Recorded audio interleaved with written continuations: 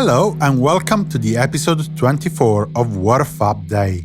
I am your host, Simon Mas.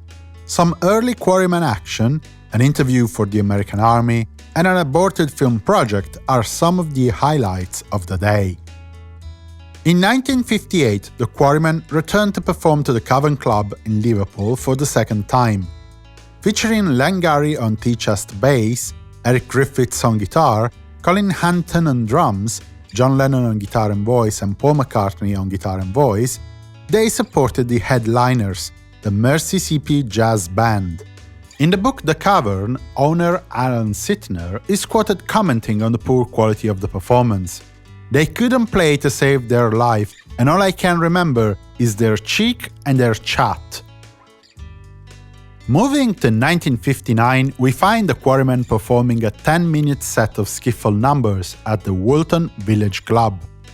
For this gig, the Quarrymen consisted only of George Harrison, John Lennon and Paul McCartney, all on guitar and voice. It was a late Christmas party, and the band was probably booked because it was available and local.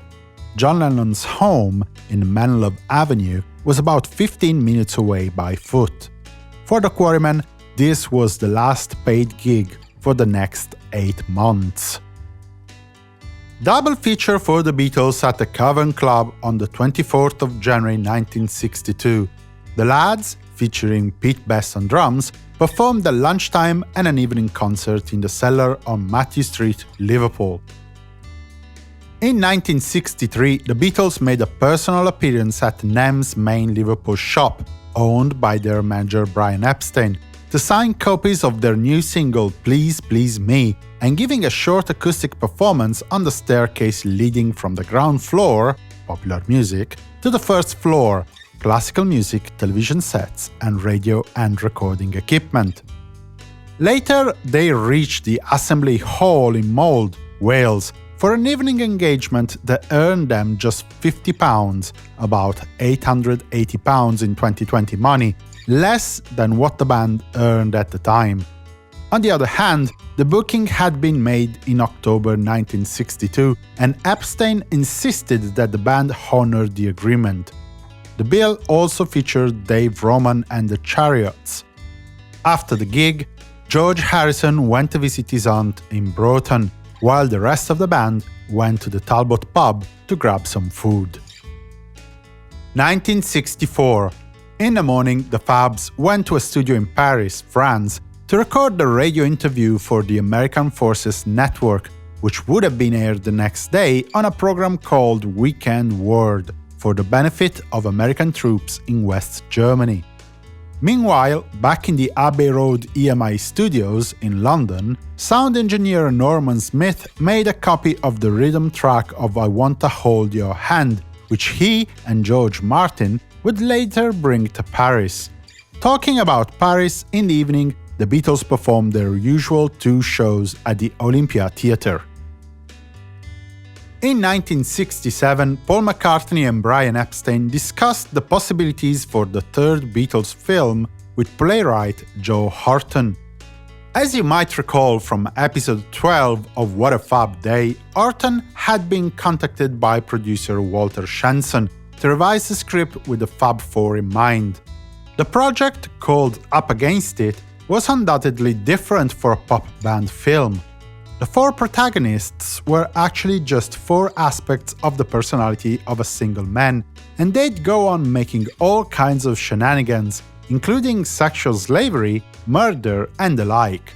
But the script wasn't discussed in details during this meeting, with Paul McCartney mainly getting to know Orton.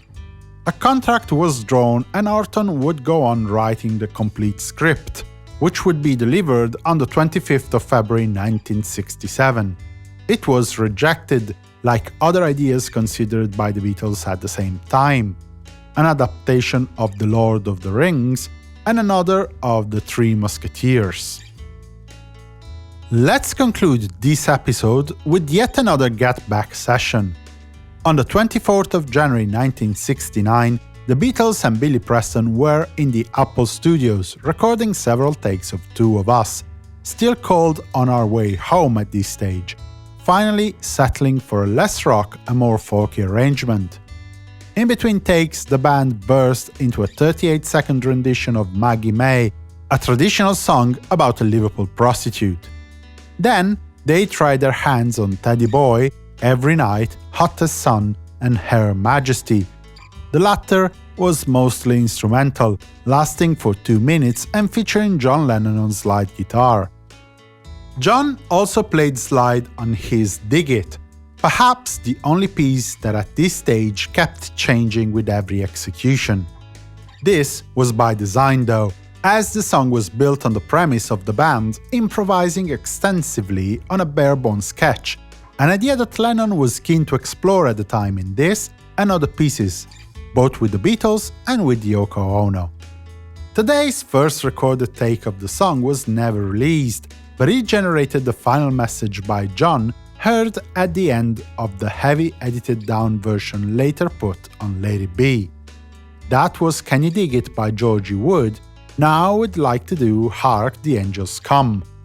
In the evening, without any Beatle in attendance, Glyn Jones had a 90-minute mixing session at the Olympic Sound Studios. There are no recorded details about which songs were mixed down, but the fact that Jones was starting to mix material suggests that everyone knew that the project was coming to fruition. This concludes this episode of What a Fab Day. Please remember to visit www.simonmas.com/support to find ways in which you can show the appreciation for my efforts, including ways that won't cost you a penny. In the episode description, apart from the usual link to the bibliographical Amazon affiliate link list, you will find a link to the complete list of songs tried out during the Get Back project, and a link to the 1964 AFN interview that we talked about in this episode. For the moment, I wish you a good day and a fab continuation. Simon Mas, music you love.